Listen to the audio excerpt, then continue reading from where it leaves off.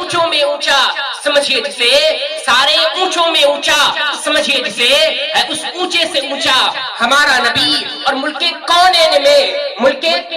میں انبیاء تاجدار، ملک کونین میں انبیاء تاجدار، تاجداروں کا آقا ہمارا نبی، اور غمزدوں کو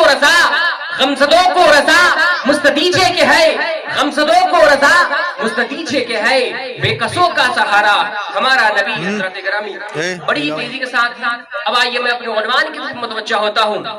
ذرا تصور کی نگاہ کیجئے کہ آج سے 40 روز قبل پیر طریقت رہبر راہ شریعت ڈاکٹر غلام معصوم صاحب قبلہ کی صاحبزادی میری بڑی بہن، ان کے وصال کا وقت قریب آ پہنچا تھا۔ اللہ اکبر، ان پہ غشی طاری شروع ہو گیا، نزا کی سختیاں بھی شروع ہو گئی، مگر وہ اپنی تکلیف کسی کو بتا نہیں سکتی ہے، وہ کسی سے 2 گھٹ پانی مانگ نہیں سکتی ہے کیونکہ نزا کی سختیاں شروع ہو گئی ہے، وہ کسی کو آج بلا نہیں سکتی ہے کیونکہ وہ اس وقت کا ٹائم تھا، اس وقت کا وہ سمے تھا جس وقت آدمی کا روح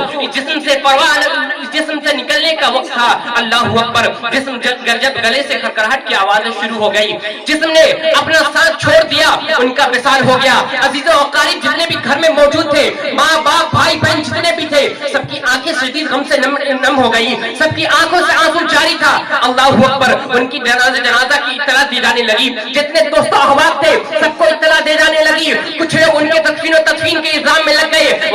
وقت کی بڑی قلت ہے حضرت گرامی، ان کے تدفین و تدفین کا انتظام کرنے لگے، ان کا کفن کا انتظام کرتے ہی انہیں غسل دیا گیا، جب ان کا غسل دیا گیا اور آخری دیدار کے لیے جب رکھ دیا گیا، کیونکہ یہ وہ چہرہ تھا جو آج کے بعد سے کسی زمانے والے کو نظر نہیں آنے والا تھا، کیونکہ یہ وہ چہرہ ہے جو آج سے اپنے والدین محترم کو بابا جان کہہ کے پکارے گی نہیں، یہ وہ چہرہ ہے جو اپنی والدہ کو آج کے بعد سے امی جان کہے گی نہیں، یہ وہ چہرہ ہے جو آج سے اپنے چھوٹے بھائی کو بڑے بھائی کو کسی کو بلائے گی نہیں، کیونکہ یہ وہ چہرہ تھا جو آج کے بعد سے دنیا کے کسی کونے میں نظر نہیں آئے گا، یہ وہ چہرہ تھا جو ان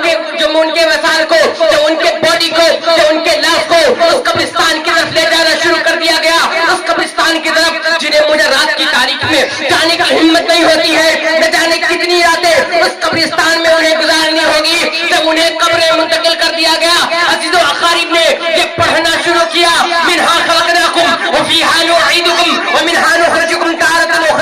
جب انہیں مٹی میں دفن کر دیا گیا، جب انہیں رکھ دیا گیا، سب کچھ کام ہو چکا ہے، اب یہاں عاشق صادق کی تمنا ہے، یہ موت ہے جو ہر انسان کو آنی ہے، چاہے اس مجمع میں ہو چاہے اس مجمع میں ہو، چاہے یہاں بیٹھا ہو چاہے وہاں بیٹھا ہو، موت انسان کو ہر وقت چاہے وہ کسی گوشے میں ہو اسے آنی ہے۔ موت مدینے کے بیچ سے زیادہ قیمتی ہے۔